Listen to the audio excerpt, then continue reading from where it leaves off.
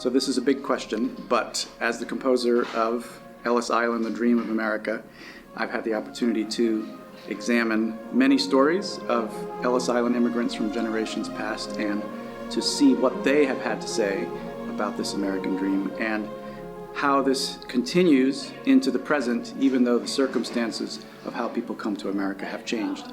And I think the idea of opportunity, the idea of a chance for a better life, a chance for a freedom to live as one wishes, and a freedom from persecution. All of these things still play, I think, into the American dream. And as the composer of Ellis Island, it's been my privilege to work with a number of these stories and try to bring these stories from older generations to the present. I think they're still very relevant today. Well, the American dream, I can start telling you what it was for my mother, who came from Belarus, from Minsk. And when she came to America, she was really coming for her safety, because at that time, the Bolsheviks in Russia were taking over all of the little towns that had Jewish people living in them. And the soldiers would come into my grandmother's house and they would rape the girls, eat the food. And they would do it on Friday night, which was our Sabbath. And my grandmother told my mother and her sister that they had to go to America to get away from all of that, where they would be safe. And for her, the American dream was coming to the United States to be able to feel safe, to be able to go to work, make a living, and start a family, and give the family everything that she didn't have. So for us, the American dream was to have a safe home, a home filled with love.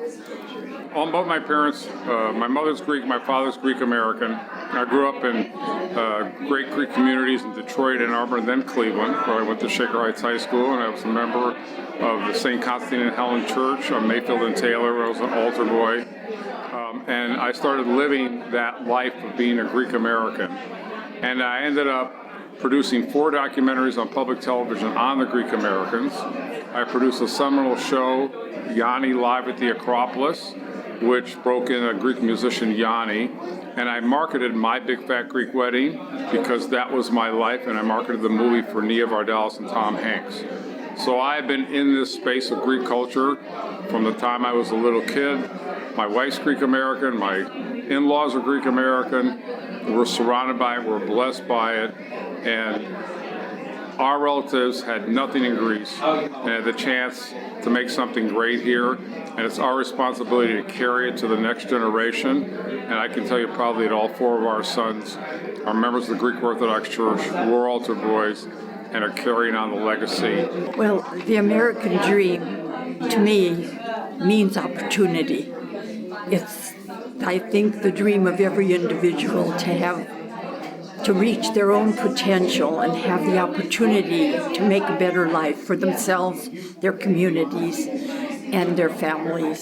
So the American dream embodies all of that, opportunity to be what you can be. And I believe, that golden light shining from the torch of the Statue of Liberty truly says it all. It is a golden country, and we have to live up to its potential as well. And the American dream to me means resilience.